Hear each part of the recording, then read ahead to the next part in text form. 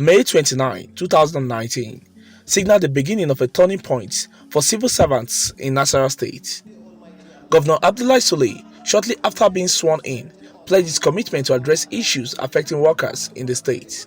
We will put in place a robust staff welfare scheme for civil servants and a sustainable reward scheme for those who excel in service. In addition, training of civil servants will be accorded high priority for efficient and effective service delivery. Government views labor as partners in progress, and we will ensure harmonious government-labor relationships. Reviving the payment of gratuities and pensions is also a topmost priority for the governor. We will review the payment of pension and gratuity in the first 100 days. Solidarity forever. Solidarity forever. For the union makes us strong. Indeed, the governor's words were matched with actions. In September 2021, the governor implemented the promotion of workers in the state. Workers in the state had been stagnated for 13 years in the civil service. The government also implemented the 30,000 naira minimum wage for workers of grade level 1 to 6. Discussions are still ongoing to adopt a consequential adjustment for workers of grade level 7 to 16. The governor was able to implement a long-awaited promotion that has stayed for a decade, that has not been implemented in the state. He implemented up to 2017, and he has given directives that outstanding promotions that have not been processed should be processed. Not only that, he was able to pay us an arrears of a salary that was not inherited during his period or emanated during his period of August 2016. He came in 2019, but he was able to dish out the sum of 720 million naira to pay to workers as their arrears of salaries for 2016, which the previous administration could not pay. Matter of fact, Governor Sule is like the messiah to the Nasarawa state workers. Before he came on board, we had issues of salaries for the past 10 or 12 years. The workers have been stagnated without promotion.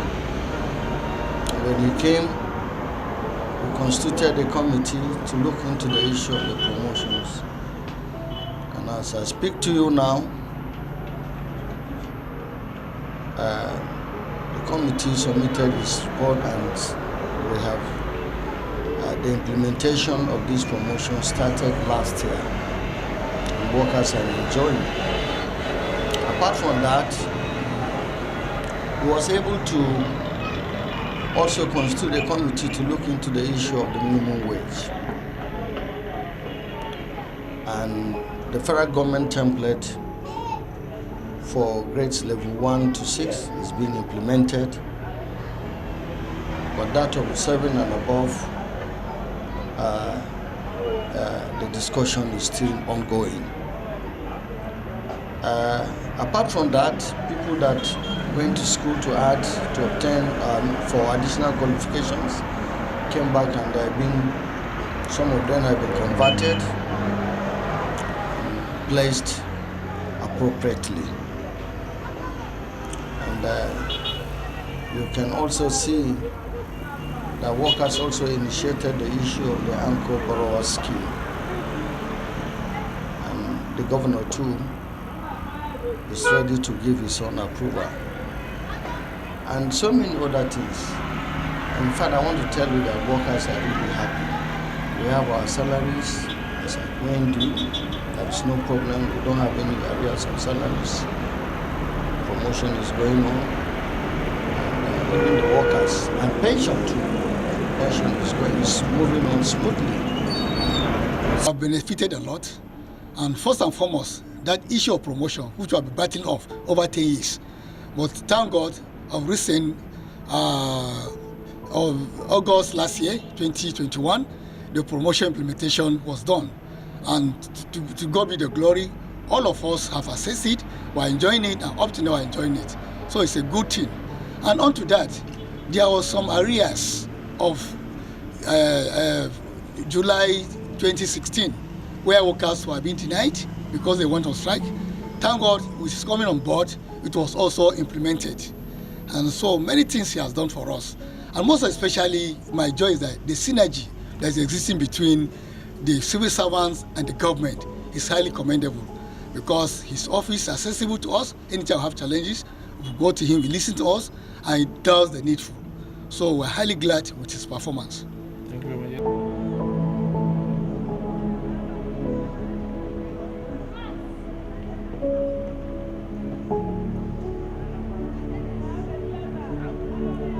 Abari Aboki is the head of civil service of the state. He shares with us the successes recorded by the Adlai state-led administration in reforming the civil service. You know, the moment the issue of autonomy of local government funds came, he said give them their money, because everybody should be answerable to whatever is spending. If EFCC come and say, why have you done with this? Or any office of the Auditor General come, you should be able to explain, what have you done with the money? And so that is very common, because that is what the public service was known for. If it has eroded, now we are coming back with it. The administration has also given way for transparency and competence in the appointment of permanent secretaries in the state. Now, you are aware that in 2021, there are about 7 vacancies to appoint permanent secretaries. And he introduced the idea of let every director that was qualified to write an examination. This is the normal procedure in the Federal Civil Service. You administer tests, and then from among those, you choose the one that you want to choose in order to reflect the federal character.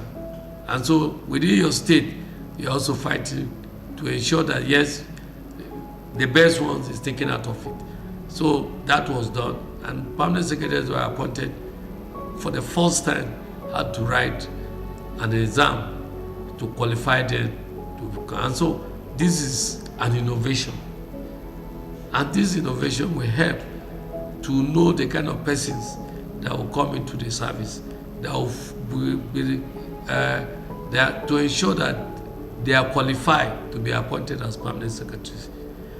The governor has tried immensely when it comes to issue of reinvigorating the civil service. Why I am saying this is because of the fact that Engineer Abdullah Sule, on coming on board, looking at the structure of the civil service, the first thing he did was to merge, collapse some of the agencies that were there without performance into others. For instance, when he came on board, I think I stand to be corrected, we have about 18 ministries headed by commissioners. He was able to trim it down to 15. This alone gives a very good outlook to the civil service, particularly the ministerial structure.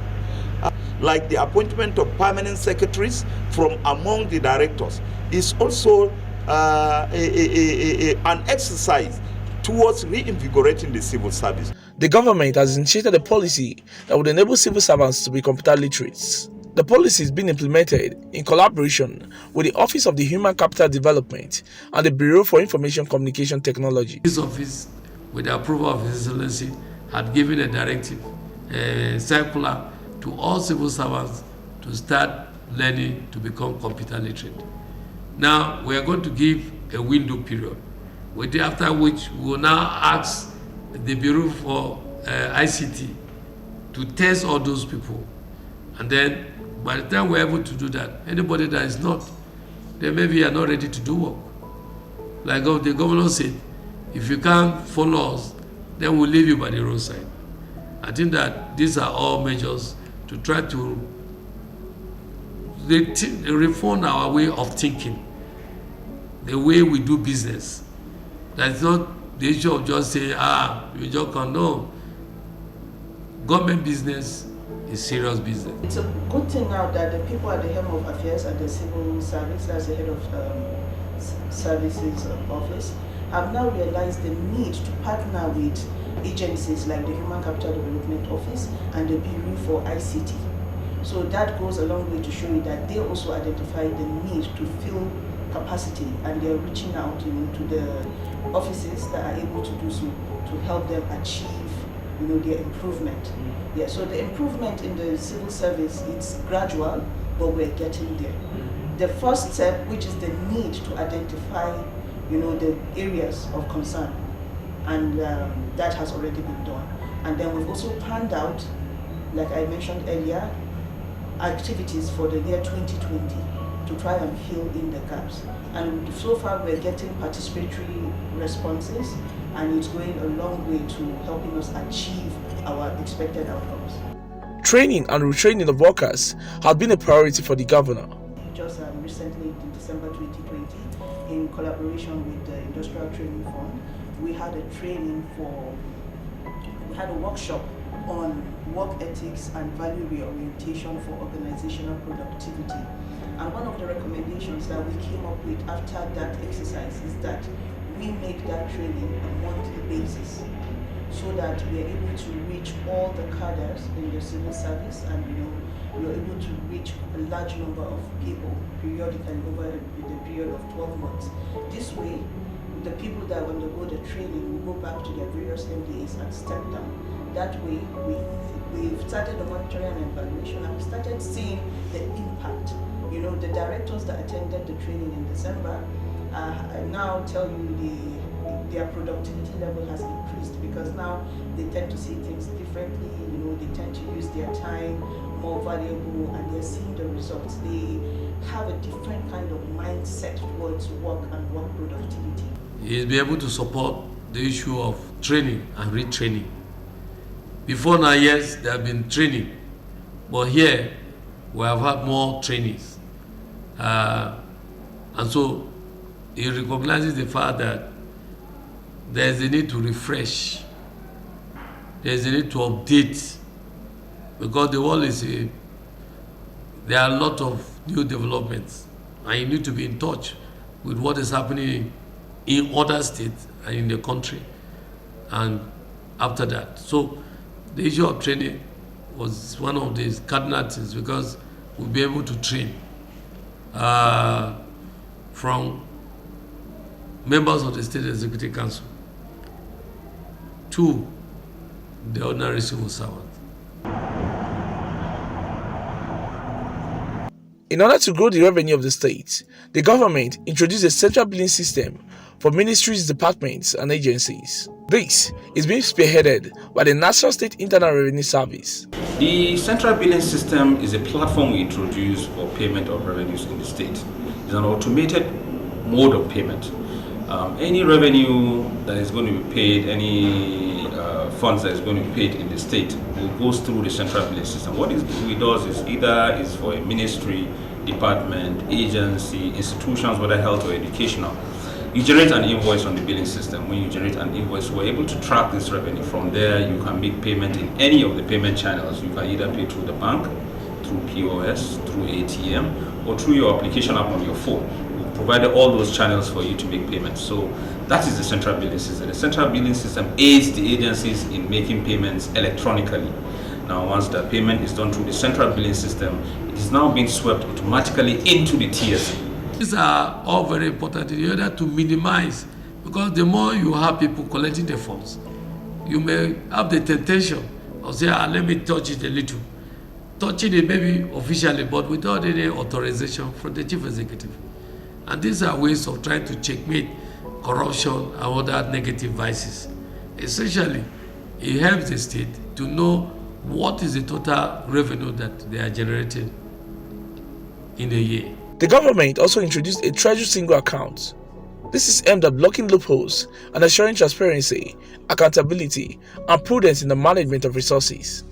The essence of the TSA, otherwise the Treasury Single Account, otherwise known as TSA, is for fiscal discipline, transparency, accountability, and prudence in the management of resources of Nasarawa State. prior to the coming of His Excellency into governance, Engineer Sule, the ministries, department and agencies were operating accounts for generation of revenue. So all the ministries, department and agencies had their accounts which they operate from there. Now the revenues generated are being sent to the Ministry of Finance and then to the Accountant General of the state for disbursement. But when His Excellency came, what we did is that a law was enacted, and that law now empowers the state now to run a treasury single account. That treasury single account now is a single account, is a pool whereby all revenues generated now goes into that single pool for transparency and accountability. The Abdullahi Sule's-led administration has also given equal opportunities to indigenes of the state during recruitments. Recently, it commenced the mass recruitment of teachers into the Teacher Service Commission. For the first time, the government introduced the online application process to curb corruption. This time around, it is online. The registration is online. We've opened portal by the BICT. They have opened a portal for this recruitment exercise, and the applicants have all applied online, and the application was free. So therefore, after the exercise, about 3 weeks, 2 weeks was given for the application, for the applicants to apply online. After this exercise, after the registration, the compilation of the list was made by BICT and sent to us, and from there, about 10% of the total applicants were scrutinized and invited for the CBT test, of which it has not been in practice. So this process is almost being completed. I've introduced in partnership with the BICT and the Teachers Commission, we have introduced a series of checks in the form of the screening processes. So we have, I think, 3-step screening processes, just so we ensure that we, at the end of the day, are taking on people that have the requisite skills and knowledge to carry on, the teaching, to join into the educational system in Nasarawa State. For the first time, they have sent people, they have invited people to come and write tests. Anybody that writes and you perform well, you will get the job. But we should know that you may pass and don't get your job because I don't know it will reflect the federal character of the state. And so you may be qualified, but because your local government, you are many, some few will get. But the good thing is that everybody now knows that you have to write to prove that yes, you are capable. I think that will help to checkmate people who are employed and don't know if you have the knowledge, they can't even write their names. I think these are all good reforms that will help to regenerate and ensure that Nasarawa State move to the next level. The government is also conducting the exercise free of charge. On the side of the applicants, yes, it is less expensive because it is free. And at the same time, the government had to pay for the examination. And that is the aspect. And the issue of transparency, that you should expect that because this is a process that you don't see whatever you assess all these things at the internet, and so we have the belief that as much as possible with the policy now, transparency is actually observed. You can see. The Nigerian Union of Teachers in the state are satisfied with the method adopted by the government. They applauded the governor for improving the welfare of workers in the state. Abdullahi Sule administration is far, far better than any administration in Nasarawa State because he has reduced the tension of the people, the public people, the people that are educated for employment. In terms of employment, that's in terms of employment. In those days, the employment was crowd, but now it's digital. You can find out that thousands of people will go for exams anybody that passes the exams is the right person for them. But in those days, you can see that it is only politicians that will keep their children up to expectation. But for now, since it has become a digital, if you are staying at home, nobody knows you. When you are educated and you can pass the exam, you can be able to get a job.